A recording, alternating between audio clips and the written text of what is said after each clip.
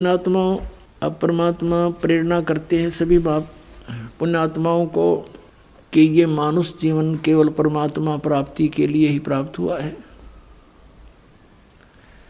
और इसको अंतिम श्वास तक परमात्मा की भक्ति में लगाकर ही सफल किया जा सकता है। किसी भी सद्ग्रंथ को, किसी भी परमात्मा प्राप्त महापुरुषों की वाणी को आप पढ़ोगे, देखोगे, सुनोगे, उससे आपको यही पता चलेगा कि इस भक्ति को, इस साधना को आपने अंतिम श्वास तक करना है।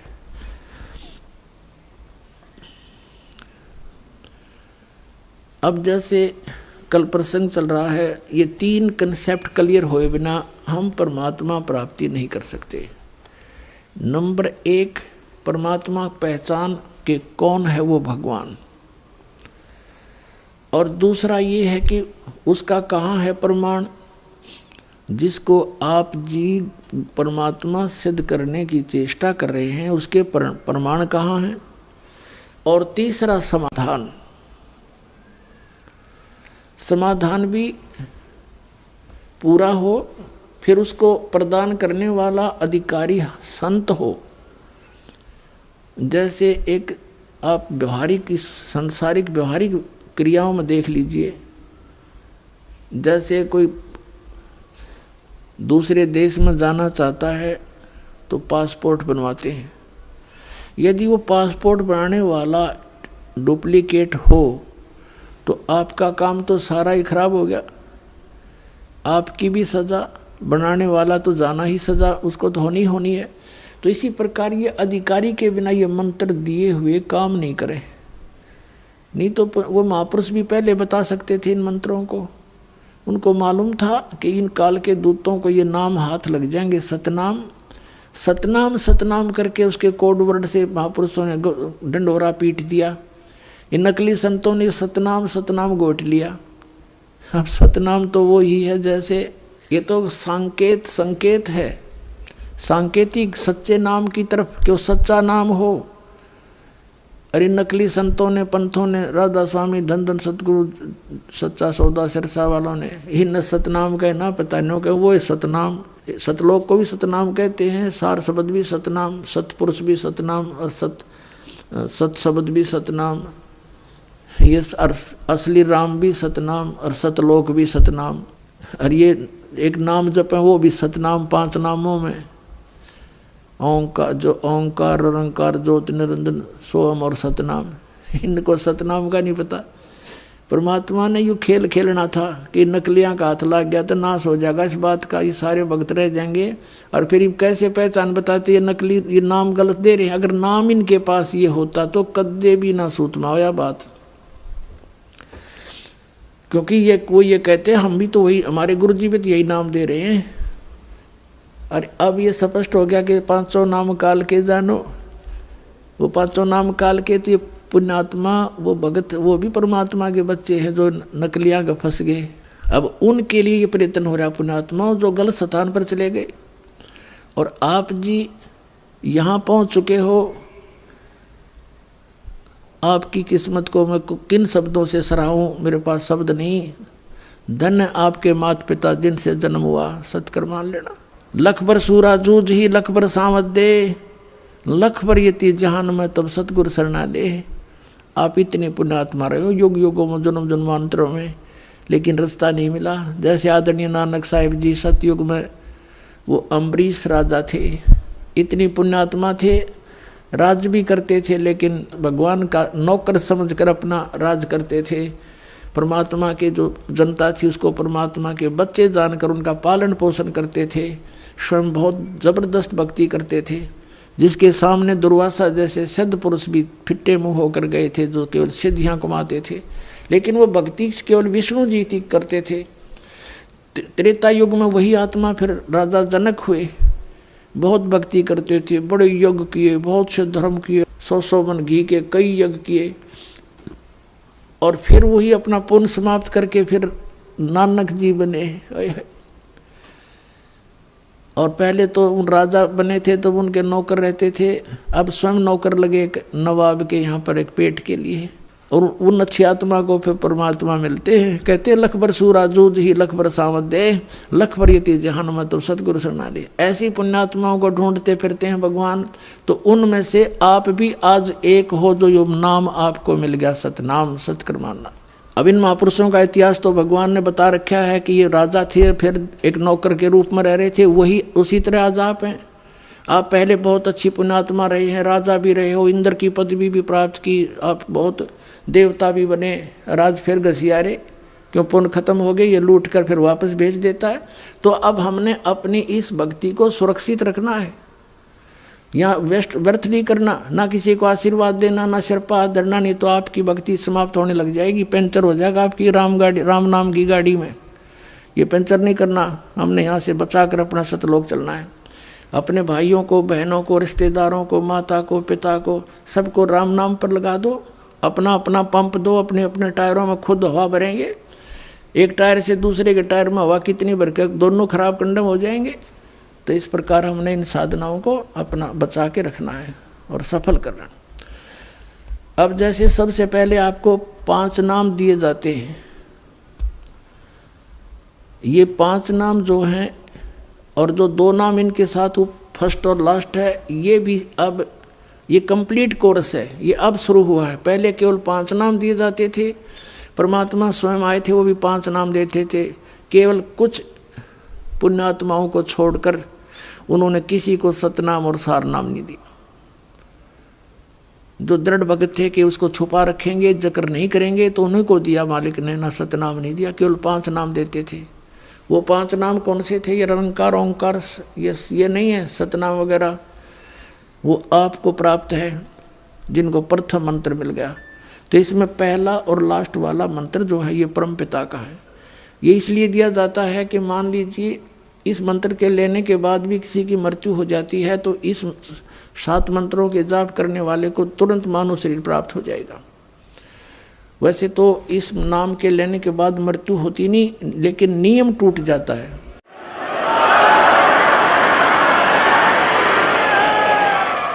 क्योंकि हम उन पुरानी मर्यादाओं में घने रंगे जा चुके हैं और हमारा समाज बहुत बड़ा है। हमारे इस मार्ग को, नियम को कोई ना कोई भंग करवा ही देता है मजबूरी के कारण, किसी लोक लाज में, तो फिर हानि हो जाती है। यदि प्रारंभ में ही दृढ़ हो जाए, जैसे नानक साहिब जी की तरह, और ये जितने महापुरुष हुए उन्होंने कहा कि लोक लाज मर्याद जगत की तरण जो तोड़ बगावे, जब कोई राम भगत गत पावे। परमात्मा कहते हैं लोक लाज ना कीजिए निर्भय हो रही है, ये मन संतों दीजिए तो गोविंद पाइए। तो इस प्रकार यदि हम दृढ़ होकर प्रारंभ में आ जाएंगे तो ये 2 मंत्रों का साथ जाप करने से काल अटैक नहीं होता और कोई ऐसी दिक्कत नहीं आती। लेकिन फिर किस कारण से मर्यादा भंग हो जाती है, नाम दोबारा जुड़ने नहीं मिलता है, उस दौरान यदि मृत्यु भी हो जाती है तो तुरंत मनुष्य जीवन मिलेगा आपको। अब ये इसलिए क्यों प्रारंभ किए और पहले क्यों नहीं किए कि पहले अगर ये 7 मंत्र दिए जाते तो मान ले तुरंत नाम मनुष्य का जीवन मिल भी जाता तो लाभ क्या होता।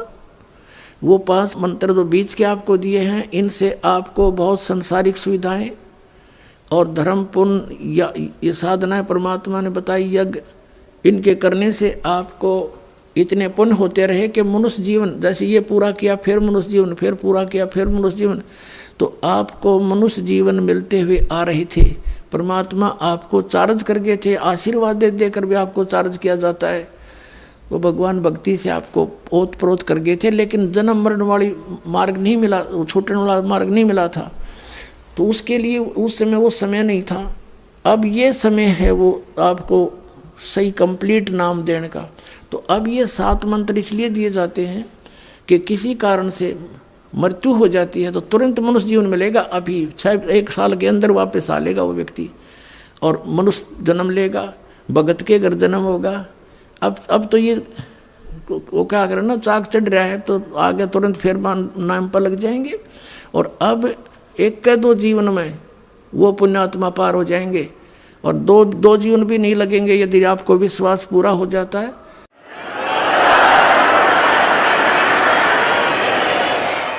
परमात्मा कहते जीवन तो थोड़ा ही भला जो सत सुमरण हो, लाख वर्ष का जीवन आलेख धरनी को। तो ऐसा नहीं कि 2-3 जन्म अवश्य लगेंगे, नहीं, आप इसी जन्म में इन मर्यादाओं का पालन करते हुए इस ज्ञान को आधार बना के, ज्ञान के आधार से आप जी का मन यहाँ से कति भर जाना चाहिए इस लोक से, तो समझो आप पार होगे। आपका यहाँ से नफरत हो जानी चाहिए, ये के जीवन है, आज मनुष्य जीवन है, कल मृत्यु होगी, सब दरे दराया रह गया, जिसको सारी उम्र जोड़ा रखा और जिसको अपना माना, काया तेरी है नहीं ये माया कहाँ से हो, नंगा आया जगत में नंगा ही तू जा, बीच में ख्वाबी ख्याल है ये मन माया भरमाया। तो जब आपको ये पक्का विश्वास हो जाएगा तो आपका मन यहाँ से कति भर जाएगा, पुनर्जन्म की कति इच्छा हृदय से हट जाएगी और भक्ति डट का आप कर ही रहे हो, क्योंकि इतना जबरदस्त मंत्र आपको मिल गया सतनाम का, ये 2 अक्षर का।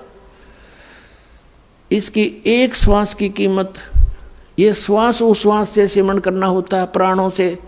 जैसे नानक साहिब जी ने अपनी प्राण संगली बनाई, उसको उसका नाम इसीलिए प्राण संगली रखा है कि वो श्वास के सिमरण का भेद था उसमें। और इसको ये लिखा है कि ये मेरी देह है, ये मेरे शरीर है मेरा, इसको खराब ना करना, आम आदमी को मत देना, आदर से रखना। उनका भाव ये था कि समय आने तक इन सदग्रंथों को जीवित रखना है, और फिर संत आएगा परमात्मा का दास, ये भेज दिया इनको सबको समझ के समझा के आपको कोड वर्डों को और रहस्यों को समझा कर आपको रास्ता देगा, वो धन बताएगा भगवान का, तो आपका मोक्ष हो जाएगा।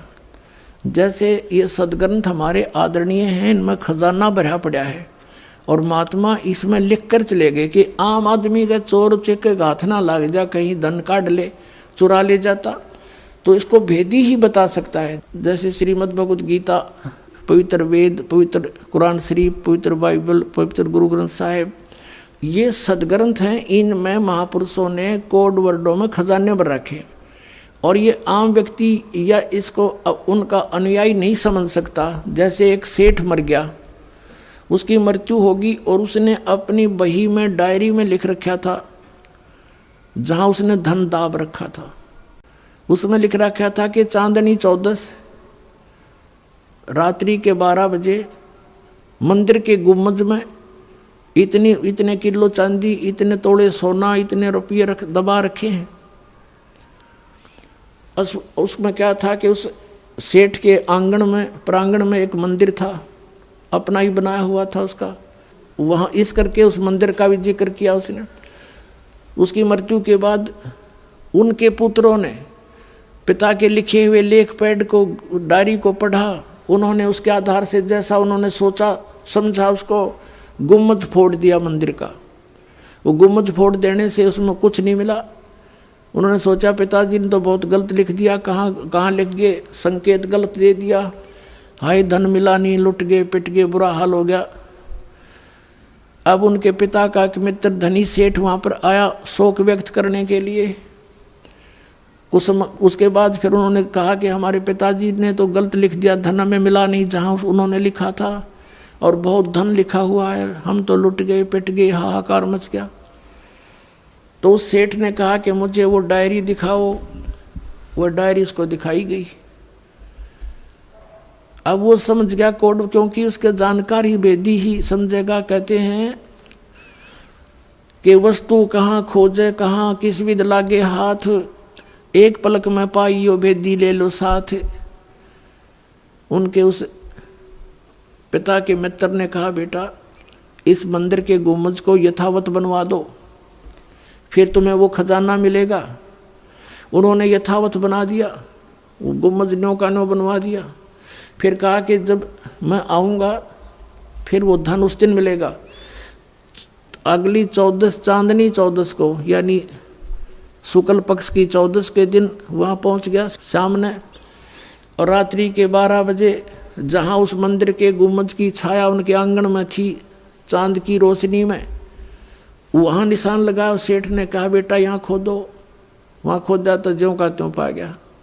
तो पुण्यात्माओं, ये सदग्रंथ गुरु ग्रंथ साहिब, गीता जी और ये वेद और पुराण कुरान, ये आप अनुयायियों के समझ में नहीं आ सकता। आप तो बालक हो।